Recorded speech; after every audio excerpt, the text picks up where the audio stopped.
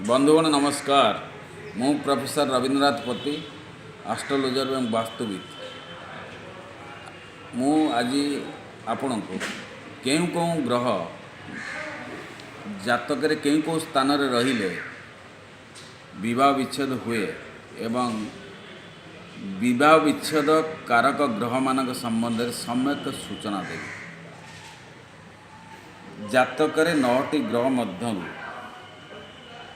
5टी ग्रह विवाह विच्छेद सृष्टि करते। से ग्रह माने हेले रवि, मंगल, शनि, राहु, केतु। रवि विवाह विच्छेद सृष्टि कारक ग्रह।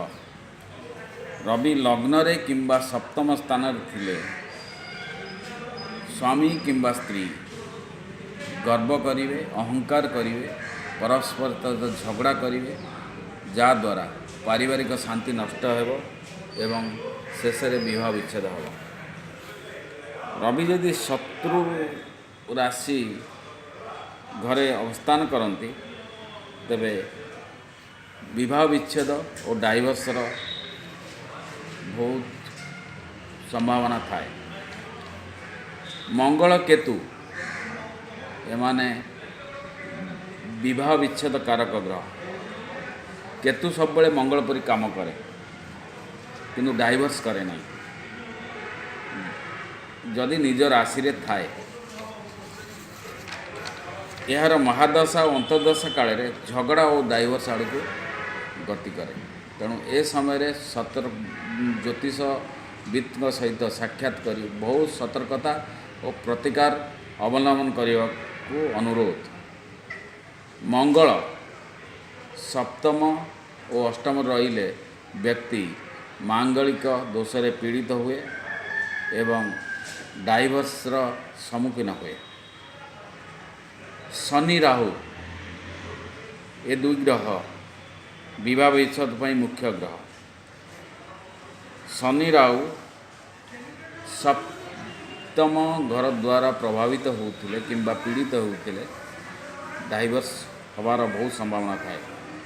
जदि ओ शनि राहु शुभ ग्रह बुध, बृहस्पति, शुक्र और चंद्र को द्वारा दृष्टि थांती ताहले डाइवोर्स हेब ना। शनि महादशा 19 वर्ष एवं राहु महादशा 18 वर्ष। यही महादशा और अंतर्दशा काल रे सप्तम घरे थिबा ग्रहंकर अंतर्दशा भोग होते ए समय डाइवोर्स संभावना थाए। यार दृढ़ वैदिक प्रतिकार आपण आम सहित जोगाजोग करंतु एवं साक्षात करंतु। आमे वैदिक प्रतिकार आपण दोष त्रुटि सब लोप कर दो। धन्यवाद। जदि आपण आम ये वीडियोटा को पसंद करथांती ताले सब्सक्राइब करंतु, बेल आइकन को चिपी आमको एनकरेज करंतु। धन्यवाद।